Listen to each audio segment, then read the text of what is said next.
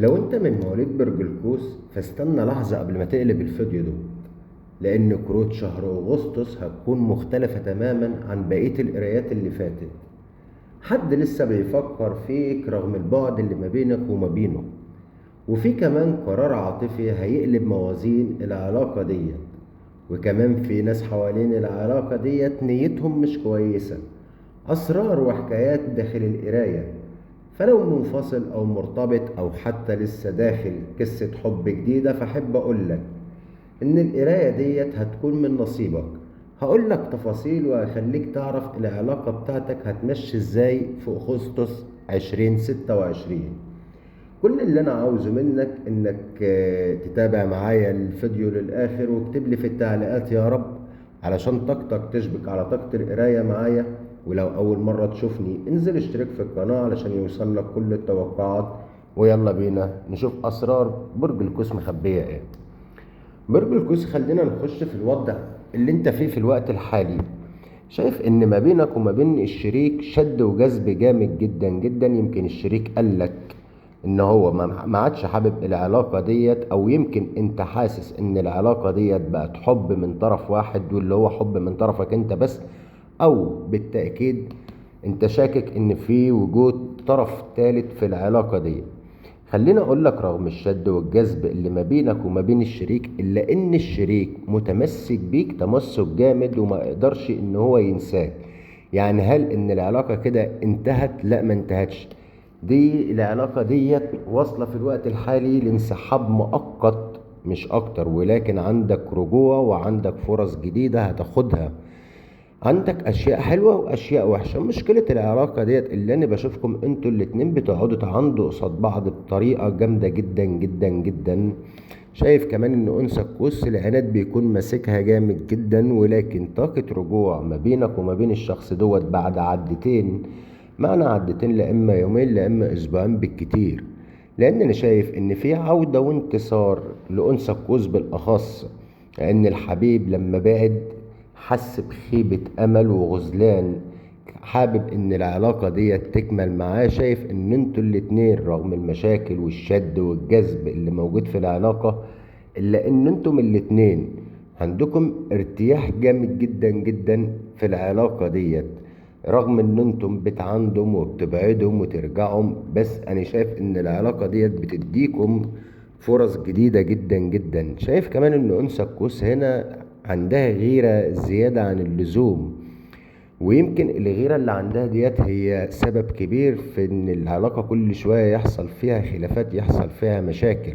برضك هي سبب كبير ان يدخل وجود طرف ثالث في العلاقة ديت بسبب الضغط اللي انت عاملاه على الحبيب.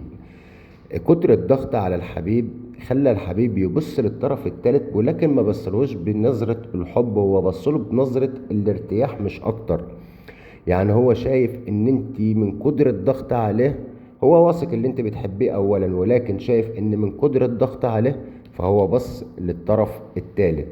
لما راح للطرف الثالث وحس ان انت هتضيعي منه خالص، جات له هنا خيبة امل وخذلان من العلاقة. علشان كده بيرجع يخطط تاني ان يدي فرص جديدة ما بينكم ويفتح العلاقة من اول وجديد بعد عدتين بالظبط. الكلام ده لمولود برج القوس. شايف ان عودة وانتصار كويسين جدا جدا. شايف ان انتم متمسكين ببعض بطريقة برضك كويسة جدا جدا. يعني رغم العند اللي ما بينكم، رغم المشاكل اللي بتحصل، رغم خلافاتكم في الكلام، لان انتوا الاتنين بتحبوا بعض. يعني بمعنى اصح كده نقدر نقول ان انتوا الاتنين نائر ونقير في العلاقة ديت، ولكن محدش فيكم يقدر يستغنى عن التاني. شايف ان هيكون في استقرار في العلاقة الفترة الجاية. شايف ان برضك راجل القوس او الشريك، خلينا نقول الشريك اللي في العلاقة وهو بيقدم المبادرة وبيرجع، هيكون راجع بهدية قيمة جدا جدا، وهيعرف ان هو يقيمك في قلبه كمان بطريقة كويسة. شايف ان هيكون في دعم من ناحية الشخص دوت، لان البعد بتاعه ندمه ندم جامد جدا جدا عليكي. معنى ان هو ندمان وعنده خيبة امل وندمان في البعد في الوقت الحالي ان هو بيعشقك عشق جامد جدا جدا، ولكن الانسحاب زي ما انا ما قلت ده انسحاب مؤقت بسبب كتر الضغوط اللي موجودة عند الشريك. فحاول لما يرجع بلاش الضغوط اللي انت بتعمليها، بلاش الغيرة الزايدة اللي انت بتعمليها معاه. شايف ان بعد العدتين اتصال مؤكد ورجوع مؤكد، تصفية ما بينك وما بينه، هيحصل اتصال هيكون فيه معاتبة في الكلام في البداية. بعد المعاتبة هيكون فيه استقرار عاطفي ما بينك وما بينه، كل واحد هيعرف هو كان غلطان في ايه وهيبدأ يصلح من غلطاته. بعد ما خليني برضك اقول لك ان انت وصلتي الشريك بتاعك دوت ان هو يدخل في حيرة عاطفية ما بينك وما بين الطرف الثالث. يعني انت خليتيه، هو كده كده راجع، ولكن انت خليتيه يفكر ليه هي ما تتعاملش زي الطرف الثالث، ليه انا بحبها وما بحبش الطرف الثالث برغم ان الطرف الثالث مقدرني وهي مش قادرة تقدرني.